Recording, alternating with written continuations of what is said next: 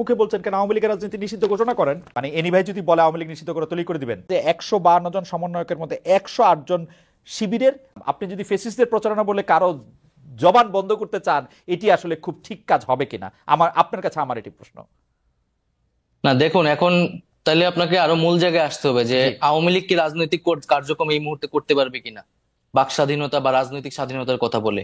Right. এখন আওয়ামী লীগ ফ্যাসিজমের সাথে জড়িত, গণহত্যার সাথে জড়িত এবং তার বিচার প্রক্রিয়া চলছে। তো ফ্যাসিজমের সাথে যেহেতু তারা জড়িত এবং বিচার প্রক্রিয়া চলছে, এই মুহূর্তে আমরা বলেছি যে তার রাজনীতি করার সুযোগ নেই। তা আওয়ামী লীগ দল হিসেবে যেহেতু তার রাজনীতি করার সুযোগ নেই, তার আদর্শ প্রচারণা করাও আসলে সুযোগ নেই। তো সেই জায়গা থেকেই না, জি। সেটি সেটি সেটি সেটি আপনাদের সিদ্ধান্ত। আওয়ামী লীগ যেমন মানে তার সরকারের নির্বাহী সিদ্ধান্তে সে জামাত ইসলামের রাজনীতি নিষিদ্ধ করেছিল, আপনারাও সেটি করতে পারেন, কিন্তু সেটি আপনার মুখে বলছেন কেন আওয়ামী লীগের রাজনীতি নিষিদ্ধ ঘোষণা করেন। এটা আপনার মুখের কথা, তো এটি একটি কেমন কেমন মনে হয়, যে মনে হয় যে এটি মানে একটা প্রত্যেকটা জিনিসের একটা ইয়া আছে না, আপনি তো নিষিদ্ধ করতেই পারেন ইচ্ছা করলে। সেদিকে আপনি ট্রাই করেছেন বা না করছেন আপনারা, যে না আপনি আমরা বলছেন তো যে আওয়ামী একটা লীগ রাজনীতি করতে পারবে না, কিন্তু সেটি আপনারা রাষ্ট্রীয়ভাবে সিদ্ধান্ত নেন, সরকারিভাবে সিদ্ধান্ত নেন যে আওয়ামী লীগ রাজনীতি করতে পারবে না। ওয়াজন্ট ইট বেটার মানে? না, আমরা তো সেটি সরকারের জায়গা থেকে এককভাবে সিদ্ধান্ত নিতে চাই না। আমরা কথাটি বলছি, আমরা আমরা এখন যে কোনো সিদ্ধান্ত বা এই ধরনের জাতীয় সিদ্ধান্তের ক্ষেত্রে রাজনৈতিক ঐক্যমতকে সবচেয়ে গুরুত্ব দিচ্ছি। ফলে রাজনৈতিক অন্যান্য দলগুলোরও এই বিষয়ে মতামতের প্রয়োজন আছে। তো সার্বিকভাবে আমরা রাজনৈতিক ঐক্যমত হলে এই বিষয়ে সিদ্ধান্ত নিতে পারি, কিন্তু একটা বিচার প্রক্রিয়া অবশ্যই চলছে এবং এই বিচার প্রক্রিয়ার মধ্যেই আসলে এই বিষয়ে একটা সিদ্ধান্ত হবে এবং আমরা রাজনৈতিকভাবে একটা ঐক্যমতে পৌঁছাতে পারবো আশা করি। কিন্তু আপনারা সরকারিভাবে কোনো সিদ্ধান্ত নিতে বা রাষ্ট্রীয় মানে আপনারা যারা উপদেষ্টা পরিষদ আছেন তারা সিদ্ধান্ত নিতে চান না, আপনারা একটা ঐক্যমতের ওয়েট করছেন, ব্যাপারটা কিরকম? জি, জি অবশ্যই আমরা এই ঐক্যমত হয়েছে অন্তর্বর্তীকালীন এটা আপনারা কি করে বুঝবেন? মানে এনি ভাই যদি বলে আওয়ামী লীগ নিষিদ্ধ করে তৈরি করে দিবেন? না, আমরা যদি সেই রাজনৈতিক ঐক্যমতে পৌঁছাতে পারি, এখানে বিএনপি রয়েছে, জামাত রয়েছে, নাগরিক সমাজ মানে রয়েছে, আওয়ামী লীগ ছাড়া বাকি ছাত্ররা সবাই যারা রয়েছে। রয়েছে, আওয়ামী লীগ ছাড়া বাকি যারা জি সবাই জি রয়েছে। আচ্ছা, ঠিক আছে। আমি তো এনিবের কাছে জানতে চাই, এনি ভাই অন্তর্বর্তী সরকারের মেয়াদ শুরু থেকেই জানতে চাইছে বিএনপি, আপনারা দীর্ঘ সময় দিতে রাজি নন, আপনারা কি জানি একটা যৌক্তিক সময়ের কথা বলছেন, সবশেষ সেনাপ্রধান রয়টার্সকে বলেছেন নির্বাচনের জন্য সময় সর্বোচ্চ 18 মাস নেওয়া হতে পারে, 18 মাস বিএনপির কাছে গ্রহণযোগ্য কিনা সে বিষয়ে আপনার কাছে একটু জানতে চাই। আপনারা সময় দিতে চান না কেন? অনেকগুলি সংস্কার তো এই সরকারকে করতে হবে, নাকি আপনারা চান যেভাবে আওয়ামী লীগ সরকার গিয়েছে এখন কোনো মতে একটি নির্বাচন দিবে, আপনারা এসে আসলে ক্ষমতায় নিয়ে বাকি সব কাজ করবেন, আপনাদের কি চাওয়াটা সেরকমই কিনা, মানে কোনো সংস্কার আপনারা চান না, আপনারা আমি জাস্ট এসে আপনার এই ক্ষমতাটা প্রশ্নের নিতে চান? আপনার এই প্রশ্নের উত্তর দেওয়ার আগে হুম আহ, একটু অ্যাড করছি হুম আগের প্রশ্নের, হুম যেটা নাইস সাহেবকে আপনি বলার চেষ্টা করেছেন। হুম দুইটা পার্ট একসঙ্গে আপনি দুইটার উত্তরে পাচ্ছেন। সেটা হলো যারা ফ্যাসিস্ট, যারা গুমের সঙ্গে জড়িত ছিল, খুনের সঙ্গে জড়িত ছিল, মামলা হামলা দুর্নীতি পাচারের সঙ্গে জড়িত ছিল, লুটতরাজের সঙ্গে জড়িত ছিল, তাদের বিচার করতে হবে একটা পার্টে। এবং এই সরকারের কাছে মানুষের সর্বপ্রথম দাবি হলো বিচার করা। হুম আপনি এর নেতৃত্বে খুনি হাসিনা ছিল, হুম কি পরিমাণ খুন করেছে দিবালকের মতো সত্য। হুম সুতরাং এই বিচার হলো আগে। হুম পাশাপাশি আপনি যে ফ্যাসিজমের কথা বললেন, এই ফ্যাসিজম বিগত বছরগুলোতে দেশের প্রতিষ্ঠানকে লোকে কিভাবে ধ্বংস করেছে, কিভাবে এই দেশে একটা নতুন কিন্তু কিন্তু বাংলাদেশ গড়ার কিন্তু ক্ষেত্রে। এনিওয়ে মাফ করবেন, আমি আমি বলছি, আমি এনিওয়ে আপনাকে মাফ দিচ্ছি, করবেন, আপনার আমি উত্তর আমি দিচ্ছি। আমি শুধু এই কথাই বলছি যে আপনার তো বিচারের দাবিটা করার জন্য, বিচারটা করার জন্য ওদের তো সময় লাগবে, কিন্তু আপনার শুরু থেকেই তো এই না সরকার কেন? না না, সময় লাগবে। না না, আমি তো বলি নাই যে আমি 3 মাসের মধ্যেই নির্বাচন দিতে হবে। হুম আমি তো বলি নাই একেবারে 7 মাসের মধ্যেই নির্বাচন দিতে হবে। হুম ওনারা বলছেন যে আমরা একটা কথা বলছি যৌক্তিক সময়ের মধ্যে, হুম এবং এই যৌক্তিক সময়ের মধ্যে ওনারা 6টা সংস্কারের যে কমিশন গঠন করেছেন সেগুলো সংস্কার করবেন।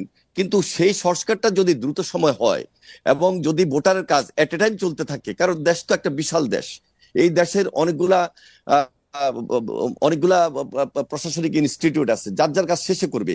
একসঙ্গে কিন্তু অনেকগুলা কাজ হতে পারে। একদিকে বিচারের কাজ চলবে, একদিকে বাংলাদেশ গড়ার জন্য নতুন করে যে যে সংস্কারের ওকে। কাজ সেগুলা করবে, আরেকদিকে আপনি আজকে বলছেন যে গতকালকে বলছেন যে ভোটার সম্পন্ন করবেন, সেগুলো তো একই প্রক্রিয়া। এই প্রক্রিয়াকে সম্পন্ন করে যৌক্তিক সময়ের মধ্যে আপনি কিন্তু খুব সহজে আপনি একটা আপনি নির্বাচন করতে আপনি পারেন। আপনি সুতরাং আপনি ক্ষমতায় থাকলে আপনি যৌক্তিক সময় কতটা মনে করতেন? আমি যৌক্তিক সময়টা তো আসলে আমার কাছে মনে হয় যে আপনি যে কাজগুলি কথা বলেছেন, আপনি যদি সংস্কারের কথা বলেন, আপনি যদি বিচারের কথা বলেন, ওদের অন্তত 5 বছর লাগা উচিত এগুলি করতে। না, কেন 5 বছর লাগবে? কতদিন লাগবে? আমার তো 5 মাস? মনে হয় না। 5 মাস? কারণ ওনারা তো 5 মাস? আমাদের প্রফেসর ডক্টর মোহাম্মদ ইউনূস তো নিজেই 3 মাসের কথা বললেন। তো 3 তিন মাস? মাসের জায়গায় 6 মাস হতে পারে। তো 3 উনি মাস? তো নিজেই বললেন যে অক্টোবরের 1 তারিখ থেকে সংস্কারের কাজ চলবে 3 মাস। হুম। বলেন নাই? অক্টোবর, নভেম্বর, ডিসেম্বর, এরপরে 3 মাসের জায়গায় যদি 6 মাস, অসুবিধা তো নাই। কিন্তু ওনার কথা অনুযায়ী আমরা যদি আরো 3 মাস বৃদ্ধি করি, তাহলে তো 1 বছরের ভিতরেই সুন্দর একটা নির্বাচন করা সম্ভব। তাও যদি না হয়, সেটার জন্য কি আমরা খুব বিরাগ হব? কিন্তু আমরা এই দেশটাকে গড়তে চাই, একসঙ্গে গড়তে চাই। হুম। এই ফ্যাসিবাদের বিরুদ্ধে আমরা লড়াই করে, সংগ্রাম করে, আমরা কষ্ট করেছি, শ্রম দিয়েছি, আমাদের নেতাকর্মীরা গুমের শিকার হয়েছে, খুনের শিকার হয়েছে। আমরা দেশ গড়ার জন্য সবাই মিলে একত্রিত হয়ে করব। এখানে বৈষম্য বিরোধী এবং রাজনৈতিক দলকে আলাদা করার কোনো সুযোগ নেই, এই সরকারকে আলাদা করার সুযোগ নেই। এই সরকারকে সর্বাত্মক সহযোগিতা করব। কারণ এই সরকার যদি কোনোভাবে ফেল করে, বাংলাদেশ ফেল করবে। আমরা বাংলাদেশকে ফেল করতে দিতে যাব না এবং দিতে চাই না। ফ্যান্টাস্টিক, সেটা ফ্যান্টাস্টিক। সময় যতদিনই লাগুক কিন্তু না, কিন্তু আপনাদের সেই সময় কিন্তু আপনাদের 6 বক্তব্য মাস এনি হোক, ভাই 9 মাস হোক, এনি ভাই অসুবিধা কি? আপনাদের বক্তব্য শুনে মনে হয় না যে আপনারা প্রায়ই এই সরকারকে একটু হুমকি দেন, একটু এটা বলেন, এমন কি এই কি হুমকি নির্বাচনের দিয়েছি? প্রশ্নে না কেমন জানি আপনারা একটু এরকম বলেন, এমনকি আমি No, no, আপনাদের no, absurd, absurd। এটা কেউ যদি তার ব্যক্তিগতভাবে চিন্তা করে থাকেন, তা হতে পারে। কিন্তু আমরা সব ক্ষেত্রে এই সরকারকে সর্বাত্মক সহযোগিতা করব। কারণ প্রফেসর ডক্টর মোহাম্মদ ইউনূসকে এই তার দেশের মানে মানুষ আগে নির্বাচনের জন্য সম্মান তার মানে নির্বাচনের একটা জন্য একটা সরকারের কারণে যৌক্তিক আগে সময় সম্মান দিতে পারে না, আমরা সম্মান দিতে চাই এবং তা- তার নেতৃত্বে আমরা এই রাষ্ট্রটাকে নতুন ভাবে গড়তে চাই। এবং সেটা তিনি একটা গণতান্ত্রিক পন্থায় ব্যবস্থা আমাদেরকে নিয়ে যাবেন, দেশকে নিয়ে যাবেন। সেই জন্য সর্বাত্মক সহযোগিতা আমরা করব। এবং খুব রিসেন্টলি আপনার তারেক রহমান সাহেবের বক্তব্য শুনেছেন এবং জি। সেই বক্তব্যের ধারাবাহিকতা আমরা রক্ষা করে এই সরকারকে সর্বাত্মক সহযোগিতা মানে করব আপনাদের ইনশাআল্লাহ। আপনাদের আসলে ক্ষমতায় এসে বসে পড়া বা এক্ষুনি ক্ষমতা শুরু মানে শুরু করার এরকম কোনো তাড়া নাই আপনাদের? না, না, এত আপনারা চাপ হওয়ার কিছু নাই তো। আচ্ছা, আমরা যে কালকেই ক্ষমতায় চলে গিয়ে কিন্তু একেবারে আপনাদের বক্তব্য শুনে লুটপাটের আমার সঙ্গে কেমন জড়িত হবে ইনশাআল্লাহ, এনি সেই ভাই সুযোগ আমরা আপনাদের দিব বক্তব্য না। শুনে যে আমার মনে হইতো যে আপনারা খুব মানে মানে আপনারা কিছুটা অস্থির অধৈর্য হয়ে উঠছেন, এটা নো, কোনো অস্থির না, না কোনো কিছু না। অস্থির না, আপনারা যথেষ্ট পরিমাণ মোটেও সময় না। দিবেন তো?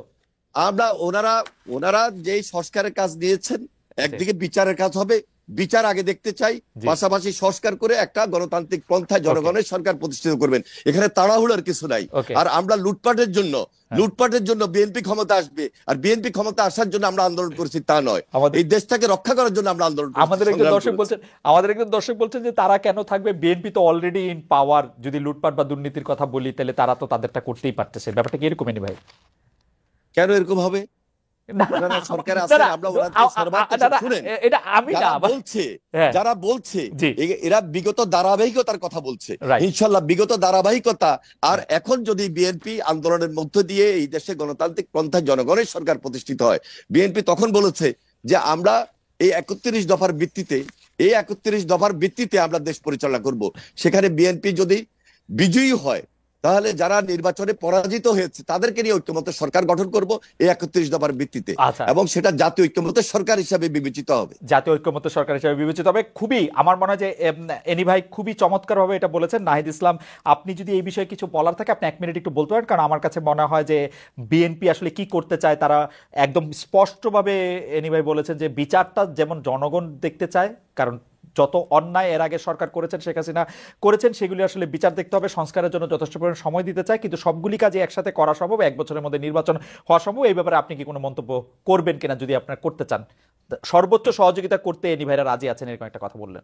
না, অবশ্যই আমরাও সেই সহযোগিতা চাই এবং রাজনৈতিক দলগুলোর সহযোগিতা ছাড়া আসলে এই সরকারকে ফাংশন করানো সম্ভব নয়। এবং এই সরকার কিন্তু অভ্যুত্থানের সমর্থনে গড়ে উঠেছে এবং এই অভ্যুত্থানে যেহেতু একটা জাতীয় ঐক্যমত্য তৈরি হয়েছে, সকল রাজনৈতিক দলগুলা এবং ছাত্র জনতার অংশগ্রহণ ছিল, ফলে এই সরকার কিন্তু সবাইকে প্রতিনিধিত্ব করে। এই জন্য আমি এর আগেও যেটা বলেছি যে যে কোনো জাতীয় সিদ্ধান্তের জন্য আমরা কিন্তু এই রাজনৈতিক দলগুলো এবং ছাত্র জনতার ঐক্যমত্যের ভিত্তিতেই জি, দেশ পরিচালনা আমার করতে মনে চাই, হয় যে একই নির্বাচনের রকম মেয়াদে এনি ভাইও সিদ্ধান্ত প্রায় তুলে একই নিতে রকম চাই। কথাই বলেছেন। কিন্তু জনাব ইসলাম, সম্প্রতি আপনার একজন সতীর্থ, একজন সমন্বয়ক নিজেকে ঢাকা বিশ্ববিদ্যালয়ের শিবির সভাপতি ঘোষণা করেছেন। তার এই পরিচয় কি আপনি আগে থেকেই জানতেন? এরপর থেকে আলোচনা আছে যে 152 জন সমন্বয়কের মধ্যে 108 জন শিবিরের।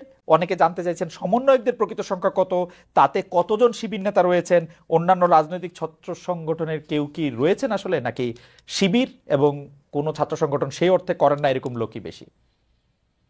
দেখুন, আমরা যখন এই আন্দোলনটা গড়ে তুলেছিলাম এবং আমরা কিন্তু এই আন্দোলনে কেউ রাজনৈতিক পরিচয়কে সামনে এনে এই আন্দোলনটি করিনি। সবার রাজনৈতিক পরিচয়টি এক করতে সরিয়ে আমরা দল মত পরিচয় ভুলে গিয়ে এই আন্দোলনটা করেছি। ফলে এখানে কে শিবির, কে ছাত্র দল, কে কোন সংগঠন করে এটা কিন্তু বিবেচনা হয় নাই। এখন একটা পরিস্থিতিতে কেউ যদি তার নিজের সংগঠন, নিজের রাজনীতি করতে চায়, সেই সুযোগ কিন্তু আছে। ইভেন আমি যে নিজে যে ছাত্র সংগঠনের সাথে জড়িত ছিলাম, ছাত্র শক্তি, গণতান্ত্রিক ছাত্র শক্তি, তার নামও কিন্তু আমরা এই অভ্যুত্থানের আগে বা পরে কোথাও কিন্তু উল্লেখ করি নাই। কারণ আমরা মনে করি এই আন্দোলনটি একটা ঐক্যমত্যের ভিত্তিতে সাধারণ শিক্ষার্থীর জায়গা থেকে মূলত এই আন্দোলনটি শুরু হয়েছে, পরিচালনা হয়েছে এবং সম্পন্ন হয়েছে।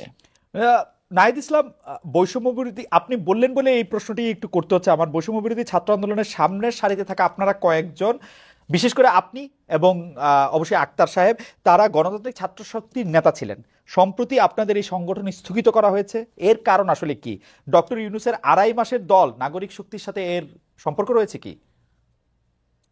না, ডক্টর মোহাম্মদ ইউনূসের দলের সাথে এটার কোনো সম্পর্ক নাই। আমরা এই দলের নামও জানতাম না। হুম ছাত্র শক্তি নামে 60-এর দশকেও একটা ছাত্র সংগঠন ছিল আসলে। হুম তো আমরা সেটার সাথে এটা সম্পর্ক নেই।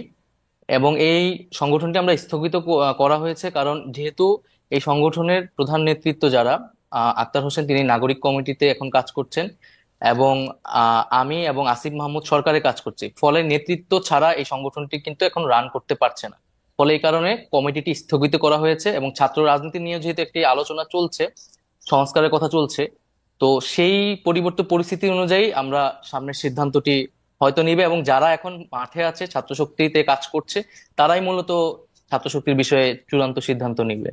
আচ্ছা, আপনার রাজনৈতিক ভবিষ্যৎ এবং ব্যক্তিগত ভবিষ্যৎ নিয়ে আমরা একটু জানতে চাইবো, এবং সেটা আপনি আসলে কিরকম দেখতে চান সেটা আমরা জানতে চাইবো। তার আগে একটু এনিভের কাছে জানতে চাই যে এনিভে, আপনাদের দীর্ঘদিনের জোট এবং যুগপত নেতা, যুগপত আন্দোলনের সঙ্গী জামায়াতের সঙ্গে আগের সখ্য আর আপনাদের নাই।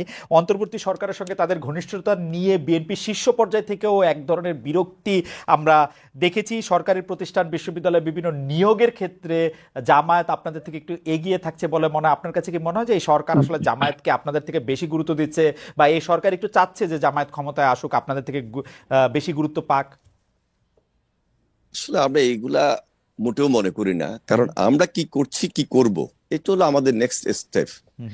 আর আপনি যেটা বলছেন, জামাতের সঙ্গে আমরা এখানে কোনো একটা আলাদা কম্পিটিশন গড়ে তুলছি না। জামাতের একটা আদর্শ ভিত্তিক রাজনীতি আছে, আমাদের বিএনপির একটা আদর্শ ভিত্তিক রাজনীতি। যার যার রাজনীতি শেষে করছে। শুধু দেখুন যে আমরা যে রাজপথে যে আন্দোলন করেছি, সে আন্দোলনের মধ্যে জামাত তাদের ভূমিকা ছিল, আমাদের ভূমিকা ছিল, এবং যুগপৎ আন্দোলন করতে গিয়ে অনেক রাজনৈতিক দল তারা তাদের ভূমিকা পালন করেছে। সুতরাং যার যার রাজনীতি, যার যার আদর্শ ভিত্তিক। সুতরাং এখানে কারোর সঙ্গে আমরা কারোর একেবারে বৈরিতা নিয়ে আমরা সেখানে এখনই কম্পিটিশনে চলে যেতে হবে, সেখানে মারামারি, হানাহানি, সেই দিকে আমরা জাতিকে নিয়ে যাওয়ার জন্য কোনোভাবেই পক্ষপাত তো করছি না, বা পক্ষপাতমূলক আচরণও আমাদের মধ্যে নাই। আমাদের একটাই টার্গেট, এই ফ্যাসিবাদের বিরুদ্ধে আমরা লড়াই করেছি, সংগ্রাম করেছি। যে কথাটা একটু আগে নাইক সাহেব বললেন যে আমাদের টার্গেট হলো আন্দোলনের ফসল। আমরা সবাই মিলে যুগপৎ আন্দোলন করেছি, সবাই মিলে আন্দোলন করেছি, আন্দোলনে আমরা কাঙ্ক্ষিত লক্ষ্যে পৌঁছেছি।